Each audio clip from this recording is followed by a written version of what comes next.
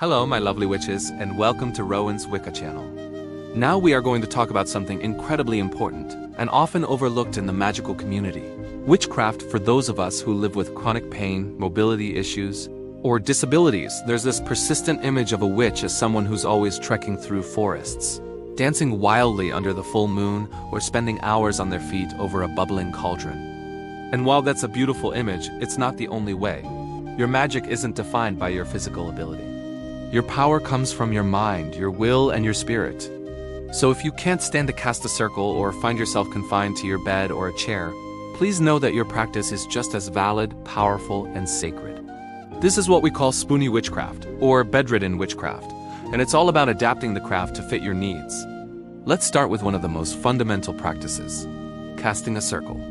Traditionally, this involves physically walking the perimeter of your space to create a sacred container for your energy work.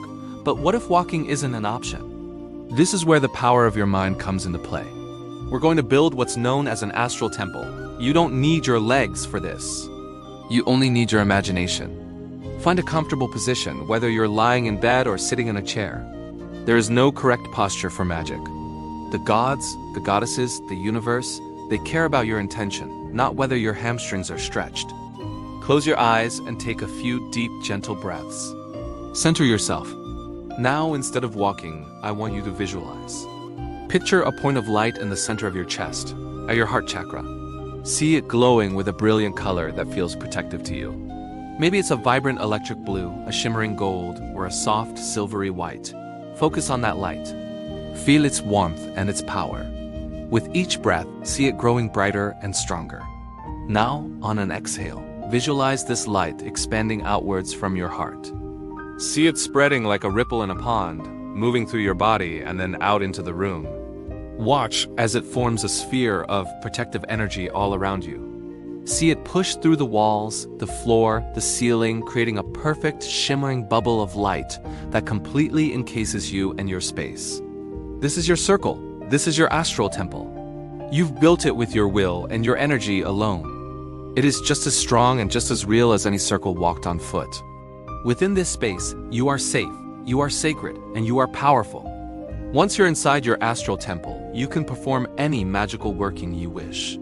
You can call in the elements, for example. Again, you don't need to physically turn to each direction. While lying down, simply turn your focus, your inner gaze, to the east. Visualize the crisp morning air and the rising sun. You could say, I call upon the powers of air for clarity and new beginnings. Then, shift your focus to the south. Picture the blazing midday sun or the heat of a candle flame. Say, I call upon the powers of fire for passion and transformation. Turn your inner gaze to the west, imagining a flowing river or the gentle rain. I call upon the powers of water for healing and intuition. And finally, to the north. Visualize the solid, steady earth beneath you, the ancient mountains and deep forests. I call upon the powers of earth for stability and grounding. You have just invoked the elements from your bed. The energy follows your intent, always. Let's talk about altars. An altar is a sacred workspace, but it doesn't have to be a grand, ornate table. If you're in bed, your bedside table is your altar. It's already a space dedicated to your comfort and rest. What could be more sacred? You can place a few meaningful items on it. A special crystal, a photograph of an ancestor, a favorite tarot card, or a small plant. A single candle in a safe holder can represent the element of fire. A small bowl of water or a seashell can represent water. A feather for air and a pinch of salt or a stone for earth. Your altar can be as simple or as elaborate as you have the energy for.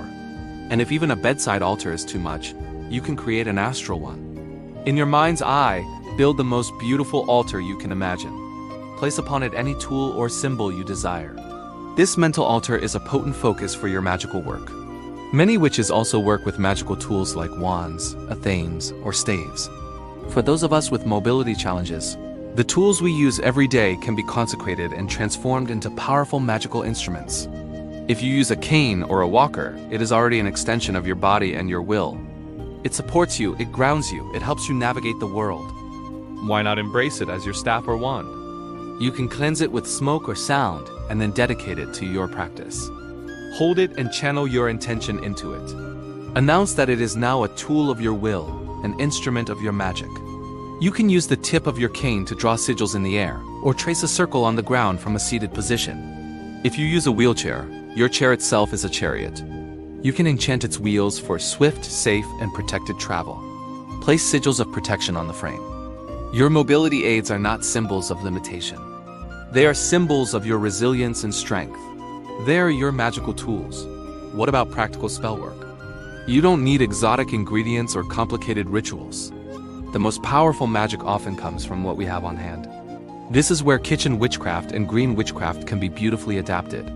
Let's say you want to do a spell for healing. Brew yourself a cup of herbal tea. As the hot water hits the herbs, chamomile for calm, peppermint for clarity, ginger for strength, stir it clockwise with your spoon. As you stir, pour your intention into the cup.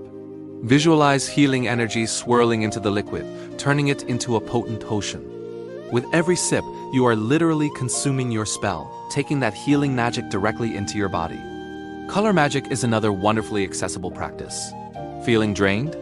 Wear a red jumper or wrap yourself in an orange blanket to invoke energy and vitality. Need calm and peace? Choose a blue pillowcase or a green top. You can charge your clothes with intent before you put them on.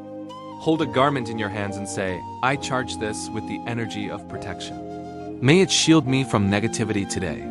It's a simple, low-energy act that infuses your entire day with magic. Let's not forget the power of sound.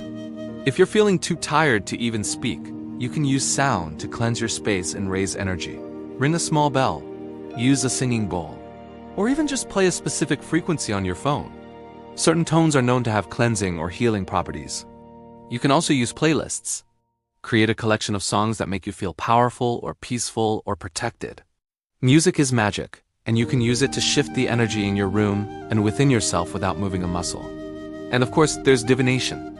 Tarot and oracle cards are perfect for a low-energy practice. You can do a simple one-card pull each day from the comfort of your bed. That single card can give you a focus, a piece of advice, or something to meditate on throughout the day. If shuffling a whole deck is too much on your hands, just spread the cards out on your blanket and let your intuition guide you to pick one. There are also countless tarot apps for your phone or tablet, which require even less physical energy. Scrying is another option. Gaze into a bowl of water, a dark mirror, or even the patterns on your ceiling, and let your mind relax and receive messages. The most important thing to remember is that you are not a lesser witch because you practice differently. Your journey is unique, and your magic is tailored to your life. The craft is meant to empower us, not to create more barriers or make us feel like we're not good enough. So release the guilt. Release the idea that you should be doing more. Your magic is in your breath, in your thoughts, in your will. It's in the way you care for yourself, the way you find strength in vulnerability, and the way you adapt and persevere. That, my friends, is some of the most powerful magic there is. I hope this has given you some ideas and, more importantly, some validation. Your practice is perfect just as it is. Thank you so much for joining me today. If you have your own tips for Spoonie Witchcraft, please share them in the comments below to help our community grow. Don't forget to like and subscribe for more magical content. Hit that button now. Take care of yourselves and be well. Blessed be.